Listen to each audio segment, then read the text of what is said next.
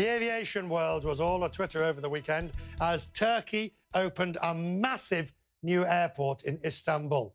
President Erdogan says it will soon be the world's busiest.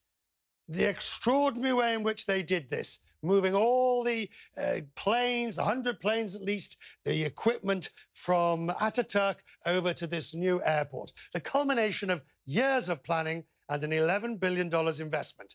And in the last few days, it saw a colossal logistical operation, shifting thousands of departures and arrivals from the old Ataturk to the new one. You get an idea. The Turkish government believes the huge bet on the new air hub will pay off.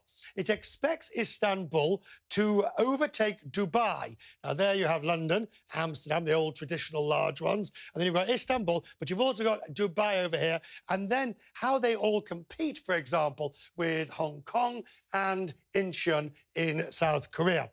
The beauty of these two hubs, of course, is the ability to fly through and on to the next destination, unlike the old days, of course, where you would change in London or Amsterdam.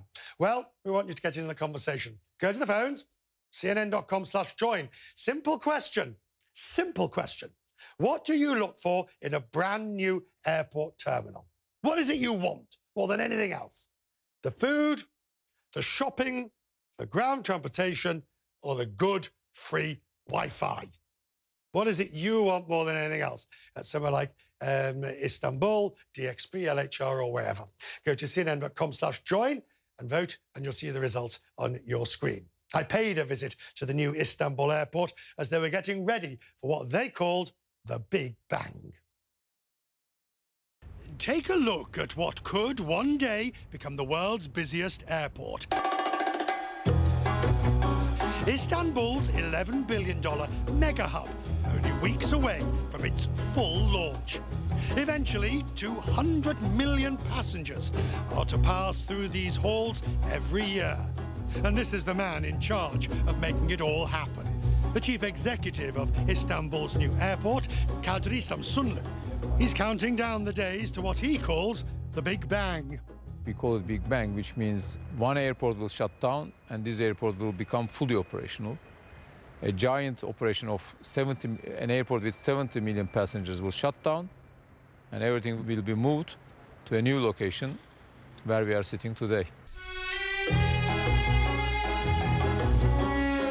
When you look now and you see one or two flights and you think about what it's going to be like in a month, what do you think? When all those flights move here, and since the systems are up and running now, all we need to do is open more gates for business. And from this perspective, what we are doing now is giving us more assurance. This is huge. I'm exhausted. We've only done one escalator. There's a couple more to go. Is it too big? Is this what passengers want these days? No. Big airports, vast distances. Is this what people want? What people want is a space, and that's what we have.